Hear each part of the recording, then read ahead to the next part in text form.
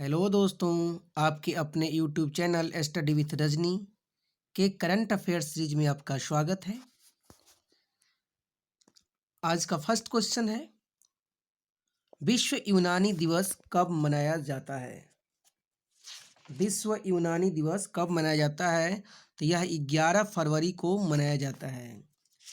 अब किसके जन्म दिवस पर मनाया जाता है?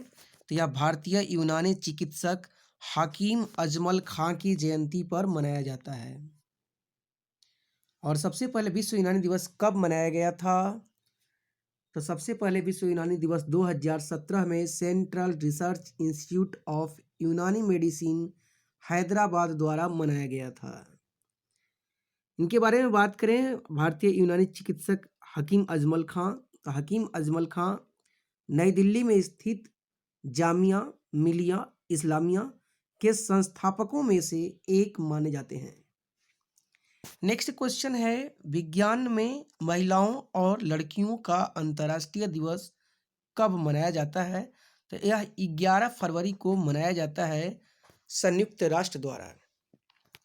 क्वेश्चन है कि विज्ञान में महिलाओं और लड़कियों का अंतर्राष्ट्रीय विज्ञान दिवस की 2022 की थीम क्या है? तो इक्विटी, विविधता और समावेशन, जल हमें एकजुट करता है। ध्यान दीजिएगा कि विज्ञान में महिलाओं और लड़कियों की अंतर्राष्ट्रीय दिवस संयुक्त राष्ट्र द्वारा मनाने का उद्देश्य है पुरुषों और महिलाओं में जो भेदभाव की स्थिति है उसको कम करना। नेक्स्ट क्वेश्चन है, हाल देश की पहली बुलेट ट्रेन का पहला स्टेशन कहाँ बनेगा? तो पहली बुलेट ट्रेन का पहला स्टेशन सूरत में बनेगा। सूरत गुजरात में स्थित है। नेक्स्ट क्वेश्चन है, शिक्षा वार्षिक रिपोर्ट किस संस्थान द्वारा प्रकाशित की जाती है? तो शिक्षा वार्षिक रिपोर्ट प्रथम फाउंडेशन द्वारा प्रकाशित की जाती है। नेक्स्ट क्वेश्चन है, राष्ट्रीय युवा नीति कब लागू हुई थी? तो राष्ट्रीय युवा नीति केंद्र सरकार द्वारा 2014 में लागू की गई थी। इससे रिलेटेड क्वेश्चंस हाल ही में आया है कि राष्ट्रीय युवा सशक्तिकरण कार्यक्रम RYS का रिस्क कितने वर्षों तक जारी रखने का निर्णय लिया गया है? तो 5 वर्षों तक, 2021-22 से लेकर के 2025-26 तक यह रहेगा। नेक्स्ट क्वेश्चन है कि अटल बिहारी वाजपेयी नामक पुस्तक की रचना किसने की है? तो अटल बिहारी वाजपेयी नामक पुस्तक की रचना सागरिका घोष ने की है। और सागरिका घोष के बारे में बात करें तो ये एक पत्रकार हैं जिन्होंने India's most powerful prime minister की भी रचना की है। नेक्स्ट बात करें, नेशनल सिंगल विंडो सिस्टम से जुड़ने वाला पहला केंद्र शासित प्रदेश कौन है? तो नेशनल विंडोज सिस्टम से जुड़ने वाला पहला केंद्र शासित प्रदेश जम्मू कश्मीर है। नेक्स्ट बात करें हम लोग, जम्मू कश्मीर एक केंद्र शासित राज्य कब बना था? तो जम्मू कश्मीर एक केंद्र शासित राज्य 270 के हटने के बाद बना था 31 अक्टूबर 2019 को। नेक्स्ट क्वेश्चन है, टॉम इंडेक्स रैंकिंग में भारत का सबसे भीड़ वाला शहर कौन है? तो टॉम रैंकिंग जो है विश्व का जो भीड़ वाले शहर है उसका आकलन करता है। और इस सूची में भारत का नंबर 1 शहर मुंबई है। ऐसे विश्व में इसका स्थान 5वां है। वहीं बात करें कि भारत का और कौन कौन शहर है जो इसकी रैंकिंग में है, तो बेंगलुरु है जो 10वें स्थान पर है। बेंगलुरु 10वें स्थान पर है। दिल्ली 11वें स्थान पर है और पुणे 21वें स्थान पर भीड़ वाला शहर है। तो भारत के पहला भीड़ वाला शहर मुंबई, दूसरा बेंगलुरु, तीसरा दिल्ली और चौथा पुणे है। वहीं बात करें कि दुनिया का सबसे भीड़ वाला शहर कौन सा है, तो दुनिया का सबसे भीड़ वाला शहर है वह है इस्तांबुल। इस्तांबुल जो है तुर्की में पड़ता है।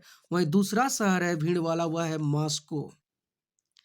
नेक्स्ट क्वेश्चन है कि national centre of excellence in carbon capture and utilisation किस संस्थान में स्थापित किया गया?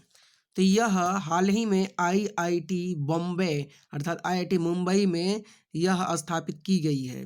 अब नेक्स्ट है इसके बारे में, आईआईटी मुंबई के बारे में बताया जाता है कि यह भारत का पहला ऐसा केंद्र है जो विज्ञान और प्रौद्योगिकी विभाग द्वारा वित्त पोषित है। तो क्वेश्चन पूछ सकता है कि विज्ञान और प्रौद्योगिकी विभाग द्वारा वित्त पोषित पहला संस्थान कौन है? तो आईआईटी बॉम्बे है। नेक्स्ट है, हाल ही में हुआ वन ओशन समिट का आयोजन कब और कहाँ किया गया था?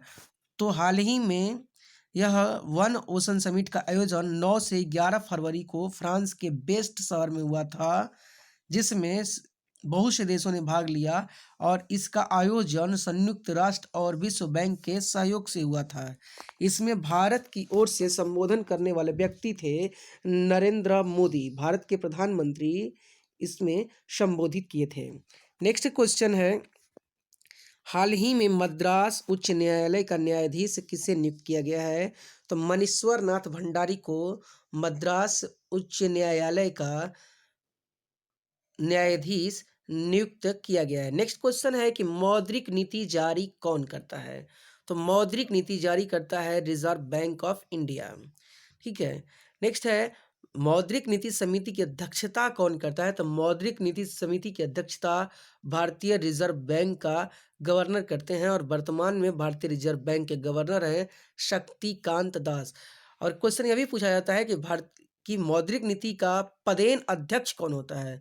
तो पदेन अध्यक्ष जो होता है, जो आरबीआई का गवर्नर होता है, वही इसका पदेन अध्यक्ष होता है। नेक्स्ट बात करें, मौद्रिक नीति 2022-23 के अनुसार क्या है? मौद्रिक नीति के अनुसार 2022-23 वित्त वर्ष में बैंक दर क्या होगा? तो ध्यान दीजिएगा, बैंक दर 4.25% रहेगा। ठीक है, 4.25% रहेगा। वही बात करें, रिवर्स रेपो रेट 3.35%, वही पॉलिसी रेपो रेट 4% होगा। सीमांत अस्थायी सुविधा दर 4.25% होगा। CRR 4% और SLR 18% होगा।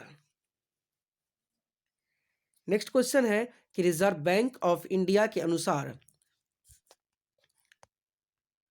वित्त वर्ष 2022-23 में वास्तविक GDP विकास दर कितना रहने का अनुमान है?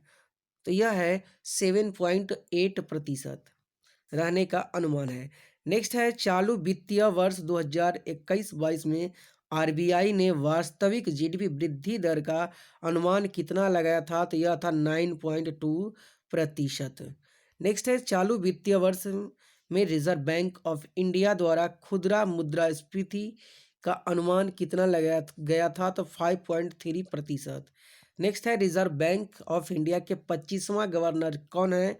तो यह है शक्तिकांत दास। नेक्स्ट है, रिजर्व बैंक ऑफ इंडिया का मुख्यालय कहाँ है?